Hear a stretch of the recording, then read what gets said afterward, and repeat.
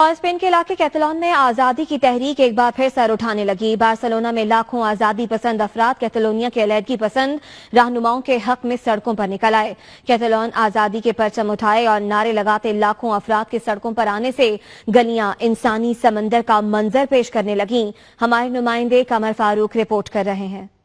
ہسپانوی شہر بارسلونا میں گزشتہ روز لاکھوں افراد نے ایک احتجاجی مظاہرے میں شرکت کی، جو معروف مقام پلاسا ہسپانیہ سے شروع ہوا اور مظاہرے کے دوران شاہراہ پیرالل انسانوں کے سمندر کا نقشہ پیش کرتی رہی۔ ایک محتاط اندازے کے مطابق مظاہرے میں 4 لاکھ افراد نے شرکت کی۔ یہ مظاہرین کتالونیا کے علیحدگی پسند رہنماؤں کے خلاف بغاوت کے الزامات عائد کرنے پر اپنی ناراضگی کا اظہار کر رہے تھے۔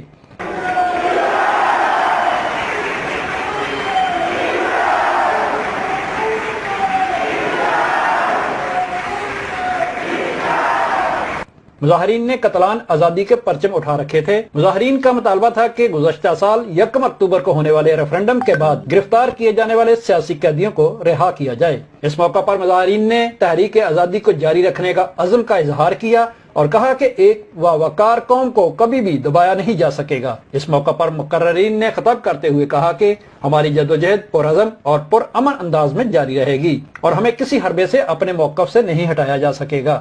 یاد رہے کہ اسپین کی وفاقی حکومت نے کتالان نیم خود مختار علاقے کے 9 اہم رہنماؤں پر بغاوت کا مقدمہ درج کر رکھا ہے۔ یاد رہے کہ یہ مظاہرہ ایک ایسے وقت میں کیا گیا ہے جب جرمنی کی ایک عدالت نے چند روز قبل کتالان رہنما کارلوس پوئیڈیمونٹ کو بغاوت کے الزام کے تحت اسپین کے حوالے کرنے سے انکار کیا ہے۔